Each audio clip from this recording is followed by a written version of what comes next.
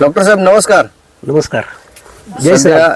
जय श्रीराम. जय श्रीराम. सध्या खरं तर विधानसभेच्या निवडणुका लागत आहेत. विधानसभेची निवडणूक अगदीच तोंडावर आहे. आचारसंहिता सुरू झाली आणि नेहमीच निवडणुका म्हणा किंवा राजकारण म्हणा किंवा कुठलाही सामाजिक प्रश्न म्हटलं की अगदी आवर्जून धावपळ करत येणार, आपली भूमिका मांडणार हे व्यक्तिमत्व मागे दिसतंय, थोडंसं पडद्याच्या आड दिसतंय. नेमकी काय मनामध्ये चालू आहे, कोलाहल काय घडतंय? 2024च्या महाराष्ट्र विधानसभेच्या निवडणुका 20 नोव्हेंबरला पार पडत आहेत. त्यातलाच एक भाग जुन्नर विधानसभेच्या निवडणुकीसाठी सध्या महाआघाडी आणि महायुती आणि बंडखोरी असा त्रिवेणी लढा तालुक्यामध्ये होतोय की काय, अशा प्रकारची परिस्थिती आहे. अच्छा, म्हणजे बंडखोरी होईल असं जाणवतंय तुम्हाला? बरेच लोक इच्छुक आहेत, एका पक्षातून इच्छुक आहेत.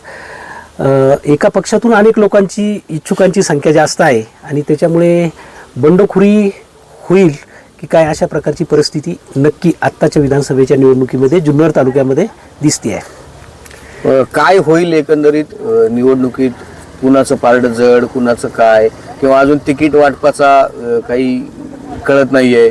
दुसरी महत्वाची गोष्ट म्हणजे ज्या पक्षात तुम्ही कार्यकर्ते म्हणून गेले कित्येक वर्ष काम करताय, म्हणजे माझ्या माहितीप्रमाणे जवळपास 30-35 वर्ष ज्या भारतीय जनता पार्टीमध्ये तुम्ही काम करताय, ते भारतीय जनता पार्टीचा काल एक निर्धार मेळावा जुन्नरला संपन्न झाला आहे.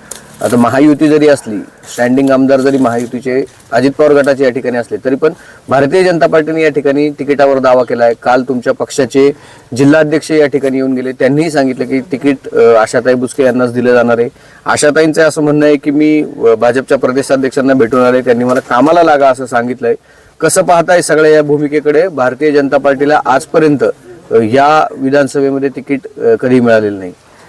पक्षाचा एक कार्यकर्ता म्हणून एक भूमिका आपल्या समोर मांडण्याचा योग या ठिकाणी आलेला आहे. म्हणजे 1989 पासून ज्यावेळेला भारतीय जनता पार्टी शिवसेनेची युती झाली आणि 1989 साली संभाजीराव भुजबळ, त्यावेळेला आम्ही कॉलेजला होतो, ते अधिकृत उमेदवार लोकसभेचे होते. तेव्हापासून आम्ही नंतर शिवसेनेची युती आणि तदनंतर राजकारणामध्ये बरीचशी स्थित्यंतरं झाली. 10 वर्षापूर्वी भारतीय जनता पार्टी शिवसेनेची युती तुटली, नंतर लोकसभेला पुन्हा ती झाली. शिवाजीदादा आढळराव पाटील यांनी 3 वेळा लोकसभेचं नेतृत्व केलं, 2 वेळेला बाळासाहेब दांगट यांनी नेतृत्व केलं, परंतु ते आमचे मित्रपक्ष होते. आता फार दूरवर गेल्यासारखं वाटतंय. पक्ष तुफळी झालेली आहेत. राष्ट्रवादी काँग्रेस पक्षाची 2 शकलं झालेली आहेत, शिवसेनेची 2 शकलं झालेली आहेत. भारतीय जनता पार्टी एक संघ आहे. मध्यंतरीच्या काळामध्ये सांगायचं जर झालं तर दोन्ही पक्ष विभागले गेले, परंतु भारतीय जनता पार्टी हा एक संघ राहिला. एकही आमदार भारतीय जनता पार्टीचा फुटला नाही. त्याचं कारण असं आहे, पार्टी विथ डिफरन्स.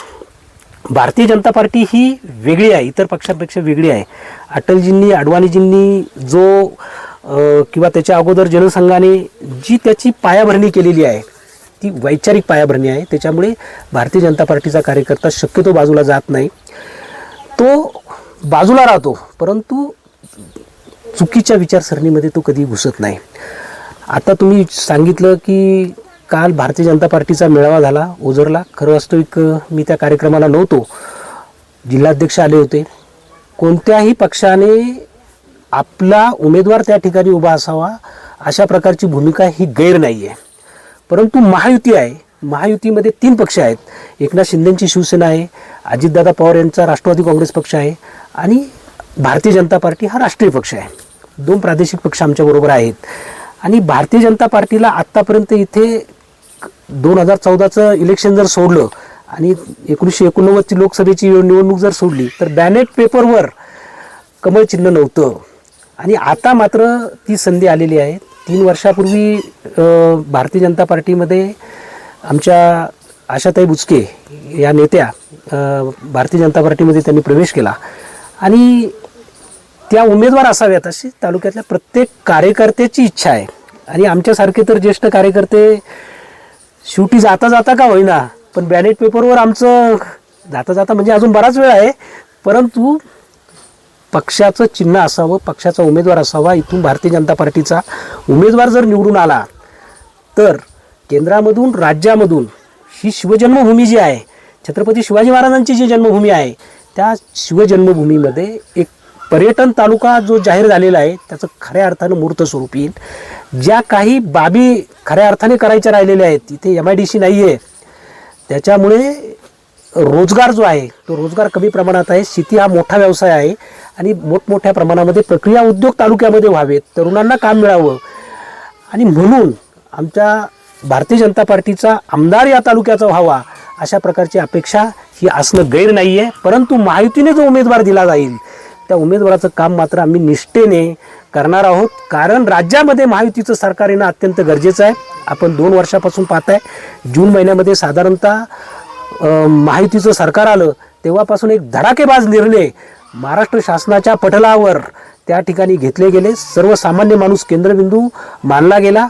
म्हणजे राज्याची कायदा सुव्यवस्था असो, उद्योग व्यवसाय असो, शैक्षणिक धोरण असो, सहकारातली धोरणं असो आणि शेती प्रक्रिया उद्योग असो, रस्त्यांची जाळे असोत, अशा प्रकारच्या चांगल्या प्रकारच्या योजना, चांगल्या प्रकारचे प्रकल्प झाले.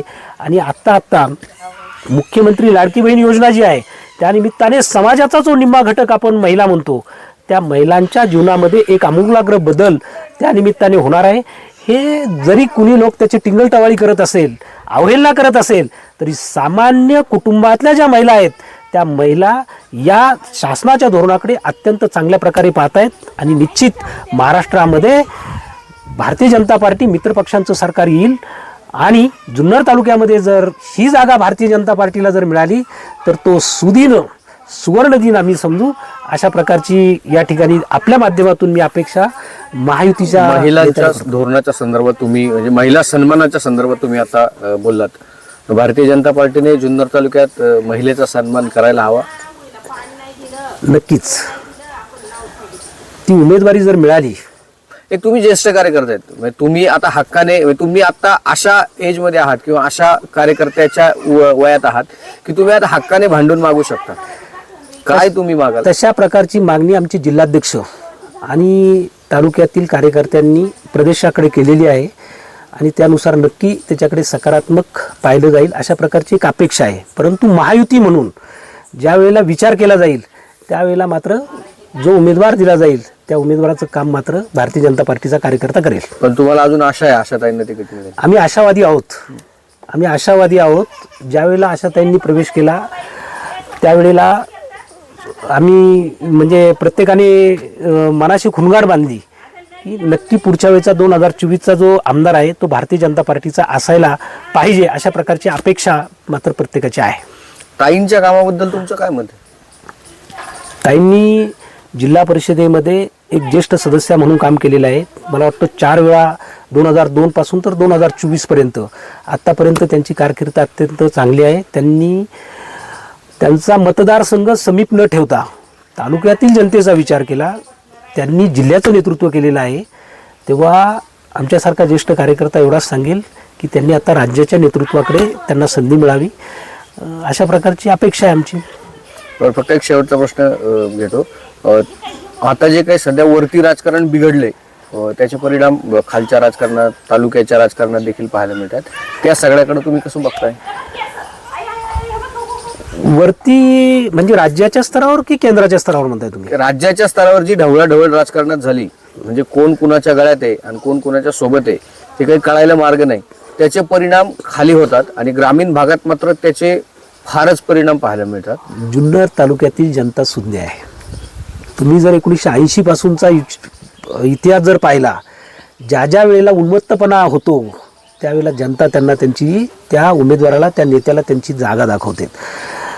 सर्वसामान्य जनता ही बिंदू मानून जो काम करत नाही त्याला दुसऱ्या वेळेला मात्र त्याला त्याची जागा दाखवली जाते. हा जुन्नर तालुक्याचा मला माहिती आहे 80 पासूनचा इतिहास म्हणजे आत्तापर्यंतचा इतिहास गेल्या 44 वर्षापासूनचा असा आहे. तुम्ही पक्षाकडे अजून आशावादी आहात? यस, राहिलंच पाहिजे. आणि हे पहा, मला संधी मिळाली नाही, माझ्या विचाराला संधी मिळाली, आमच्या विचाराचा विजय झाला तरी त्याच्यामध्ये फार मोठा आनंद आहे. आणि भारतीय जनता पार्टीचा कार्यकर्ता हा सर्वसामान्य माणसाला केंद्रबिंदू मानून काम करत असतो.